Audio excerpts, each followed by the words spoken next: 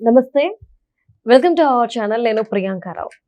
మనకు తెలుసు నందూస్ వరల్డ్‌లో అనే ఒక ఇన్‌స్టాగ్రామ్ సోషల్ మీడియా పేజ్‌తో, యూట్యూబ్ ఒక ఛానెల్‌తో నందు గారు ఎంత ఫేమస్ అయ్యారని. తనతో పాటు తన బిడ్డల్ని, తర్వాత తన హస్బెండ్‌ని అందరిని కూడా ఫేమస్ చేసేసారు. నిజంగా ఒక తెలుగువారు ఎక్కడో యూకేలో ఉండి ఈ విధంగా ఒక క్రెడిట్‌ని సంపాదించుకున్నారు అంటే అభినందించాల్సిందే. కానీ ఒక మాట అంటారు, భారతదేశానికి మొదటి శత్రువు ఎవరో తెలుసా? పాకిస్తాన్ కాదు, మొదటి శత్రువు భారతీయులు.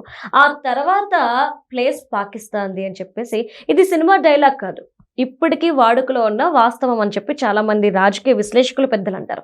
మరి ఇప్పుడు నందూస్ వాళ్ళు చేసిన పని కూడా ఇదే విధంగా ఉంది. వాళ్ళ మీద ఇన్ని ఎలిగేషన్స్ వస్తున్నా గానీ ఒక్క మాట కూడా మాకు సంబంధం లేదు అని చెప్పట్లేదు. ఎప్పుడో 5 నెలల క్రితం అంటే 1 ఇయర్‌గా సాగుతున్న ఇష్యూలో 5 మంత్స్ బ్యాక్ ఆమె రియాక్ట్ అయ్యి, ఇది నాకు సంబంధం లేదు, కావాలని మా మీద బురద జల్లడానికి ఈ విధంగా చేస్తున్నారు, కాబట్టి వీటిని నమ్మకండి అని ఆవిడ చెప్పారు. కానీ ఇప్పుడు ఈ ఇష్యూ అనేది పెద్దదైపోయింది. పెద్దదవ్వడం పక్కన పెడితే ప్రతి ప్రూఫ్‌తో బాధితులు ఈరోజు మీడియా ముందుకొస్తున్నారు. సోషల్ మీడియాలో చేసిన చాటింగ్, పేమెంట్స్, తర్వాత వాళ్ళు ఇచ్చిన అగ్రిమెంట్స్, ఇలా ఏమేం జరిగాయని ప్రతిదీ ప్రూఫ్స్‌తో సైతం బయటకొచ్చి మాట్లాడుతుంటే, ఇక్కడ భార్య, భర్త ఇద్దరు కూడా రెస్పాండ్ అవ్వట్లేదు. 50కి పైగానే బాధితులు ఉన్నారంట. ఒక్కొక్కరి దగ్గర 20 లక్షల రూపాయలు. స్కామ్ చేసింది ఎవరు? ఎవరిని తప్పించడానికి ఇదంతా? ఎందుకు బయటకు రావట్లేదు? డిస్కస్ చేద్దాం. మనతో పాటు సీనియర్ జర్నలిస్ట్ వీర్లపాటి శ్రవణ్ కుమార్ గారు ఉన్నారు. ఆయనతో మాట్లాడదాం. నమస్కారం సార్. నమస్తే అండి. సార్, అసలు నందూస్ వరల్డ్ అంటే నందు గారి ఫ్యామిలీ విషయంలో జరిగింది ఏంటంటే ఫ్యామిలీ ఇష్యూ అని కాదు. ఈరోజు చాలా మంది బాధితులు ఒక్కొక్కరుగా బయటకు వస్తున్నారు. కథలుగా కథనాలు ఈరోజు సోషల్ మీడియాలో వ్యాపించాయి. వాస్తవం ఏంటి? ఏం జరిగింది? నందూస్ కపుల్స్ సోషల్ మీడియాలో సరే, అది ఏ ప్లాట్ఫామ్ అయినా సరే, రెండు ప్లాట్ఫామ్ కలిపేసి వాళ్ళు క్రేజ్ అయితే తెచ్చుకున్నారు. నిజంగా చూడడానికి క్యూట్గాను, వాయిస్ స్పెక్యులర్గా ఉండడం, అది ఎసెట్ అయిందా మాకు.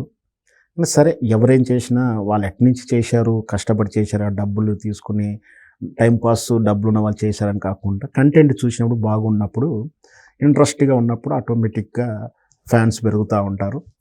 మనకు తెలిసిందే, ఇవన్నీ కూడా లాగార్థం బేస్ నడుస్తుంటుంది. అంటే ఒక్కసారి బాగా చూస్తున్నట్టే ఆ ప్లాట్ఫామ్ కూడా ఎంకరేజ్ చేసి అవి కూడా సజెషన్స్ ఇవ్వడం. సో ఆటోమేటిక్గా దానికి ఫాలోవర్స్ పెరుగుతారు, వ్యూవర్స్ పెరుగుతారు. దాని బ్యాక్ హ్యాండ్ రెవెన్యూ వస్తుంటుంది. సో ఇది బాగానే ఉంది ఒక రకంగా. అంటే ఈ కొత్త యుగంలో ఏదో ఒక రకమైన ఆదాయంగా మారింది. కొందరికి అదే వృత్తిగా మారింది, కొందరికి అడిషనల్ ఇన్కమ్గా మారింది. మిడిల్ క్లాస్ వాళ్ళకైతే సహజంగా ఇట్లాంటి ఇన్కమ్ కూడా బాగా ఉంది. అంటే వాళ్ళు చేసే జాబులు మానేసి కూడా ఇట్లాంటి క్రియేటివ్గా కంటెంట్ చేసుకునే వాళ్ళు ఉన్నారు. ఇకపోతే ఒక సైడ్ ఏమో దీన్నే వ్యాపారం ప్లాట్ఫామ్గా మార్చుకునే వాళ్ళు చాలామంది ఉన్నారు. అంటే ఆ ఇంట్లో పెట్టుకొని 4 చీరలు డబ్బాలో ఏదో పచ్చళ్ళు అమ్ముకుంటూ, అంటే ఇంత బాగా ఎంటర్‌ప్రెన్యూర్‌గా నిరూపించుకునే ప్లాట్ఫామ్స్ వచ్చాయి. ఒక రకంగా అంటే ప్రభుత్వాల మీద ఆధారపడకుండా, ఒక లేడీస్ అయితే భర్త మీద ఆధారపడకుండా, లేదు జెంట్స్ అయితే ఇంకోరి మీద ఆధారపడి బ్రతకాల్సిన రాకుండా ఎవరికి వాళ్ళు ఇండిపెండెంట్గా బ్రతికేటువంటి, అన్నిటికన్నా ముఖ్యంగా వాళ్ళ అంబిషన్స్ ప్రతి ఒక్కరికి ఉంటుంది. నేనేదో కావాలి, నేను ఒక రైటర్ కావాలి, నేను ఒక ఆర్టిస్ట్ని కావాలి, నేనేదో సింగర్ కావాలి, డ్యాన్సర్ కావాలి, ప్రతి ఒక్కరికి ఉంటుంది. అట్లాంటి వాళ్ళన్నిటికీ సోషల్ ప్లాట్ఫామ్స్ అద్భుతమైనటువంటి వేదికనిచ్చింది. సో అట్లా చాలామంది చూస్తున్నగానే మిడ్ నైట్లో మనకు వాళ్ళు వెలిగిపోవడంతో వాళ్ళు సెలబ్రిటీలుగా మారిపోయారు. వాళ్ళే విఐపీలుగా మారి వాళ్ళ చేతిలో ఏమైనా ప్రమోషన్ చేయించడం, షాప్ ఓపెనింగ్లు చేయిస్తున్నారు. సో మనం చూసాం, కుంభమేళకి వెళ్ళినటువంటి అమ్మాయి కూడా సడన్గా మిడ్ నైట్ ఆమె స్టార్ అయిపోయింది. పిచ్చి పాటలు పట్టుకుంటామో ఒక రోజుల్లో సింగర్ అయిపోయింది. ఇవన్నీ ఒక ఎత్తు అయితే, వీళ్ళ మీద ఉన్న పరంగా కొన్ని ఆరోపణలు కూడా వస్తుండే కొన్ని సందర్భాల్లో. ఇప్పుడు అలా ఇన్ఫ్లుయెన్సర్ మీద కొంచెం ఆరోపణలు వస్తున్నాయి. గతంలో కూడా వచ్చాయి. గతంలో వచ్చినా కూడా అంత ప్రాముఖ్యత ఇవ్వలేదు. వార్తా అంశాల్లో కూడా ఎక్కడ అంత పెద్దగా చర్చ జరగలేదు. కానీ గత వారం నుంచి మాత్రం బాగా పెరిగింది. ఇక్కడ ఏం జరిగిందంటే, ఇక్కడ నందు అండ్ కపుల్స్ వాళ్ళు పేదరికంతో పోయారు, అందరి మాదిరి కష్టపడ్డారు, తప్పేం లేదు. వాళ్ళు కూడా ఒక ప్లాట్ఫామ్ చేసుకొని ఆమె ఇటువైపు కంటెంట్ క్రియేటర్గా చేస్తూనే వాళ్ళు ఇక్కడ యూకేలో ఉంటూ, వాళ్ళు యూకే అక్కడ ఉన్నట్టు అక్కడ ఆయన ఏదో కన్సల్టెన్సీ ఏదో పెట్టుకున్నాడు.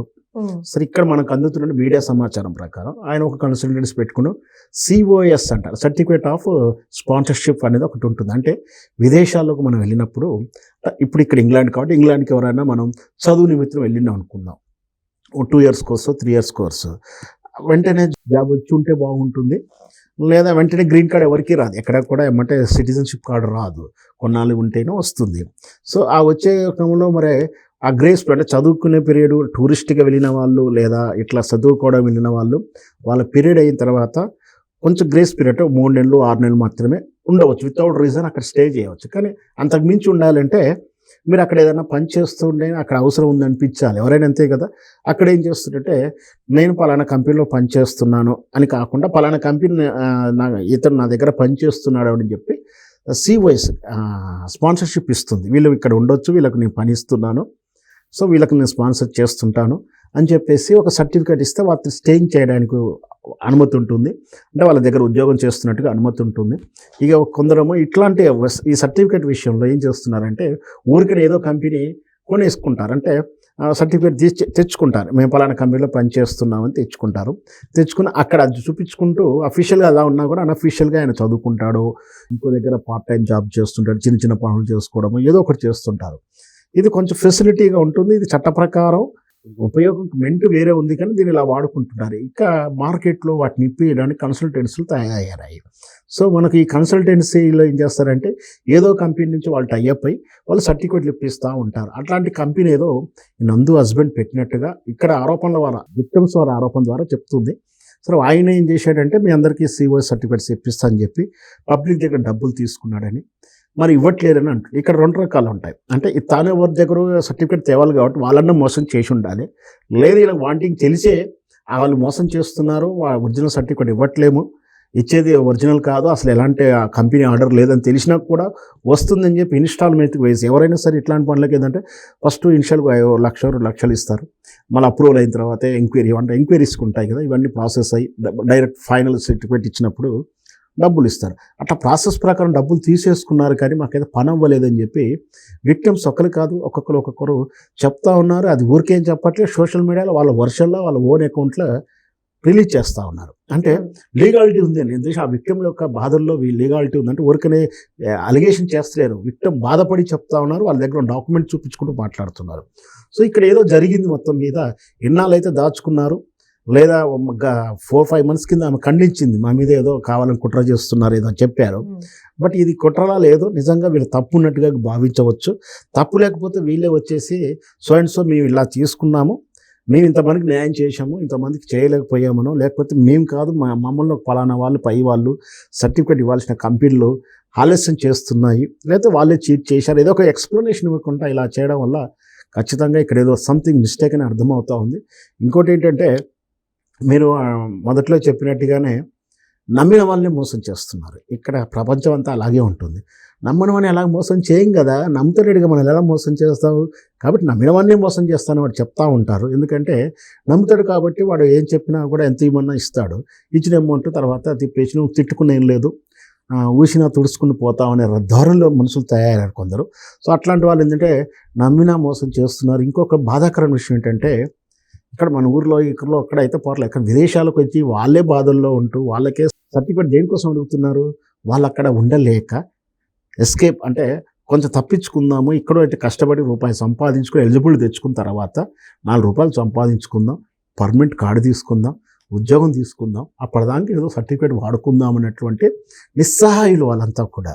సరే డబ్బులతో పేమెంట్ చేస్తున్నా కూడా వాళ్ళు కూడా ఇంకా మనకు ఇంకా స్పష్టంగా చెప్పాలంటే నిజంగా మనం సరదాగా అలా బయటికి వెళ్ళినప్పుడు అక్కడ బజార్లో ఒక 5 రూపాయల మిర్చులు ఏదో ఉంటే తినేస్తాం, జనరల్గా రూపాయి ఖర్చు పెడతాం, 10 రూపాయలు టీ తాగేస్తాం. కానీ విదేశాల్లో ఎవరు ఆ సరదాగా అట్లా ఖర్చు పెడతానికి భారతీయులు ఎవరు అంత ఇష్టపడరు, ఎందుకంటే అక్కడ 10 రూపాయలు ఖర్చు పెట్టాడంటే ఇక్కడ 10 × 80 రూపీస్ 800 రూపాయలు ఊరికే ఖర్చు చేసినట్టుగా ఫీల్ అవుతారు వాళ్ళు. అంటే ఈ 10 రూపాయలు అక్కడ $10 దాచుకుంటే నా ఇంటికి 800 రూపాయలు పంపించవచ్చు కదా అని ఒక కోరికలు చంపుకొని బతుకుతారు అక్కడ వాళ్ళు. సరదాగా మన ఊర్లో టైంపాస్కి వెళ్ళి అక్కడ సరదాగా ఖర్చు పెట్టాలంటే లెక్కలు వేస్తారు, అంటే కడుపు కాల్చుకొని కోరికలు చంపుకొని సరదాలు చంపుకొని హ్యాపీగా బ్రతకాల్సిన వయసులో అన్నీ దాచుకొని అక్కడ బతుకుతున్న వాళ్ళనే వీళ్ళు ఇలా మోసం చేయడం అంటే నిజంగా బాధే అనిపిస్తుంది. వీళ్ళది ఒకవేళ ఇప్పుడుతున్నటువంటి విక్టమ్స్ యొక్క వర్షన్ ప్రకారం అయితే ఖచ్చితంగా నందు వైపు మిస్టేక్ అయితే కనిపిస్తుంది. ఇఫ్ ఇట్ ఈస్ వాళ్ళు మోసం చేయలేదంటే వాళ్ళ వర్షన్ నిరూపించుకోవాల్సి ఉంటుంది. ఎందుకంటే ఖచ్చితంగా ఆరోపణలు వచ్చినప్పుడు బయటకు రావాలి, ఆరోపణలు తగినటువంటి సమాధానం చెప్పాలి. లేదా వాళ్ళు కూడా విక్టమ్ వైపే ఉండి ఎవరు మోసం చేశారో, ఎక్కడ మోసం జరిగిందో ఆ సొల్యూషన్ ఇవ్వాల్సిన బాధ్యత కూడా వీళ్ళ మీద ఉంటుంది. మరి ఇంతవరకైతే వాళ్ళ నుంచి వర్షన్ వినిపిస్తలేదు. సోషల్ మీడియాలో కూడా వాళ్ళ అలజడి కూడా తక్కువైపోయింది ఈ మధ్యకాలంలో. బహుశా ఏం జరిగిందో ఏమో, మరి వేచి చూద్దాం. మరి ఆ నందు వాళ్ళ నుంచి ఏమన్నా రిటర్న్ వస్తుందా, కేసు తీవ్రత ఎలా పెరుగుతుంది. ఎందుకంటే నాకు నా అవగాహన ప్రకారం ఇట్లాంటి విషయాలు ఎంబసీ యాక్టులు ఉంటాయి. ఇవి ఎంబసీ పర్పస్ అంటే రాయబార కార్య, ఇవన్నీ విదేశీ వ్యవహారాలన్నీ కూడా చట్టాలు స్ట్రిక్ట్గా ఉంటాయి ఏ దేశానికైనా. అంటే మన దేశం నేరం తగినటువంటి వ్యవహారాలలో విధానం వేరు ఉంటుంది. విదేశ వ్యవహారాలతో ఉన్నప్పుడు అవి వీటికి ఆ దేశ చట్టాలు, ఈ దేశ చట్టాలు, బేసిక్స్ అంతా కూడా కొంచెం స్ట్రిక్ట్గా ఉంటాయి, లీగాలిటీలో ఉంటుంది. సో అట్లాంటప్పుడు వీళ్ళ నుంచి బయటపడడం అనేది ఇబ్బందికరమైన పరిస్థితులే ఉంటాయి. సాధ్యమైనంత ముందు వచ్చి కేసు ముదరక ముందుకే వీళ్ళు సొల్యూషన్ ఇప్పించుకొని బాధ్యుల తరపున న్యాయం చేకూరలా ఏమైనా చేస్తారో వేచి చూడాల్సి ఉంటుంది. Right, thank you so much sir. నమస్కారం.